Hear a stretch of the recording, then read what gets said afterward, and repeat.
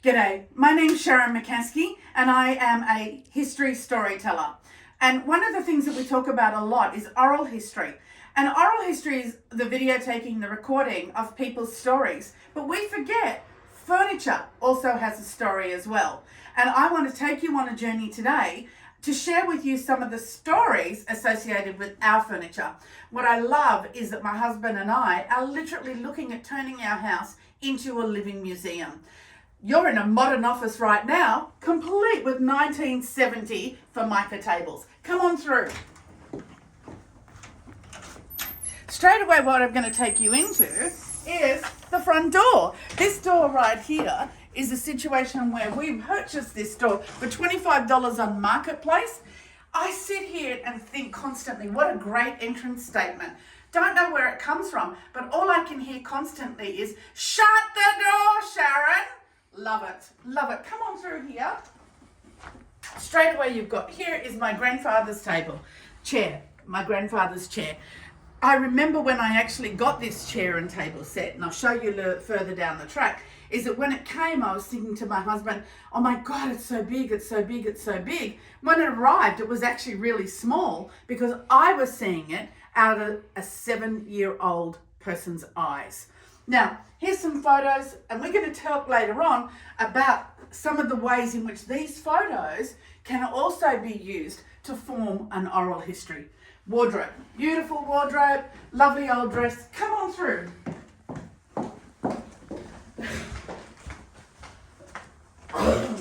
Now, you've entered into our boudoir.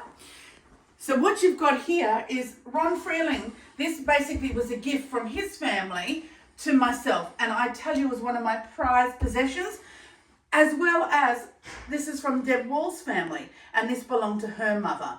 So I sit there and I think of all the times these drawers were open and shut, and what stories and what treasures were kept inside.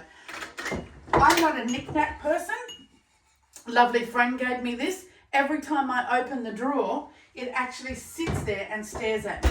You can see I'm not much for wall situations, for the day of the Treffords are coming, of course. But in saying that, these drawers tell a story. Keep coming, I've got so much to show you. Oh, have a look in here. This is what my grandmother would sew on. And I remember seeing in the back room, basically going click, click, click. That must have annoyed the daylights out of her, but kept me amused for years. This made many an outfit. We're farming family people, so therefore the only clothes we had was what was made on the machine. So much more still. This here is from Cheryl Fisher. An amazing place we keep our firewood paper in here. Straight down on the ground is a mirror that we bought the other day. This is my grandfather and grandmother's table. It's over 100 years old. The amount of card games I learnt on this table, but not only that, Grandma used to teach me how to do lamingtons. We would sit there and have conversations. I would write stories, and I still, every time we play crib, I still see my grandfather go, and that meant he didn't have anything more in his hand. Furniture tells a story. I bought this a couple of weeks ago from a lady by the name of Deborah. And what I love about this is that I asked them, did they know the story? And Deborah said it actually belonged to her grandparents, Lana and James, and it was in their bedroom. Ironic thing, I'm a minimalist. Mac and I pretty much live with nothing. 90% of the furniture you see in this house, all empty. Come on through here. This, I bought, I'm 60, 40 years ago, from Parramatta Auctions for $5. Outside entertainment area, some of the artifacts of the HMS Success, which is one of the original convict ships. Mac made this. I love the wood. It came from a special place. We have many barbecues out here. An old day bed. Imagine the stories told on this. And this beautiful wardrobe, which I keep outside because it holds all our jackets and coats. Now, I've kept the best for last for you. As you can see around, there's a 1940s kitchenette. There's basically more tables and chairs here. I've kept in the theme of the 1850s to 1890s, but I'm going to show you something now that's going to blow your mind. Come with me. You'll be surprised at this. It's unique. Now, straight off this here, I remember buying this as a birthday present for myself, I don't know, maybe 15 years ago. And I ran into a friend who came over to the house and he said, "Oh my God, you bought this for the Salvation Army. I wanted this for myself." And I remember thinking, I'm so glad I got it and I willed it to you, John, when I die. But this is beautiful. Now, I'm going to go past it because this is from Gary Clark.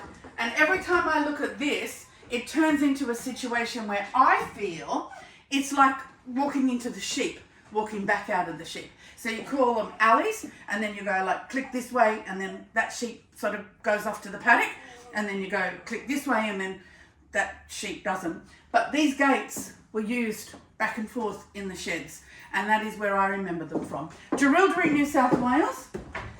This was from the Jerilderie, New South Wales Bowling Club. This was the door for the ice room, was it, Mac? The ice room? He's nodding yes. That's not the right word though, is it? Cool room. Cool room. And we actually shower out here because that's the kind of people we are. And in here we keep all our storages and things along those lines. But these doors would have opened and shut. The cooler room at Jerilderie Bowling Club, Jerilderie's in New South Wales, one of the Ned Kelly areas, and it would have probably kept the chill room for maybe 100 years. But we've kept the best for last. Have a look. Check this out. Can you see Rockingham Jetty? Rockingham Jetty. Now, check out Rockingham Jetty. Isn't she beautiful? The story that came about this was that my husband was just in a lucky place at a lucky time. As the jetty was being pulled down, he happened to ask one of the truck drivers what he was doing with the wood. He said it was going to the tip. He said, "I know the tip address." Gave us our address, and it didn't go that way, but close enough if you know what I mean. We salvaged it, and we have had hundreds of dinner parties on this table. We have had so many people offer to buy it, and I honestly have to say that it's going to stay with us until we pass away. And then, to be blunt, I'd like to donate it to the Rockingham Museum. So straight away, that's when we both die, so it's a long wait yet. But it is beautiful, and walking on the jetty, it just blows my mind. Absolutely does. So to finish off, ladies and gentlemen, furniture tells a story as well. I could go into more in depth into each piece and share with you how it was built, where it came from, what would have happened. This would have been inside somebody's beautiful old home. We tend to look at oral history as being, I need to just speak to my grandmother. It can be you sharing stories of what your grandmother told you. It could be a picture, like, for example, this is Auntie Rose's house in Jindabyne, and the amount of stories that we can tell from this house. But we have a photo inside where on the balcony at the other side, there is like about 30 family members. And I know what happened on that day. Telling the story of what happened on that day, just focusing on the one photo, creates another piece of oral history. I hope you've enjoyed today. I hope I've shared with you some tips of which you might have. So if you have an old piece of furniture, it's something that's through the generations, through the family, and you want to tell the story about it, pull out your iPhone, make a video.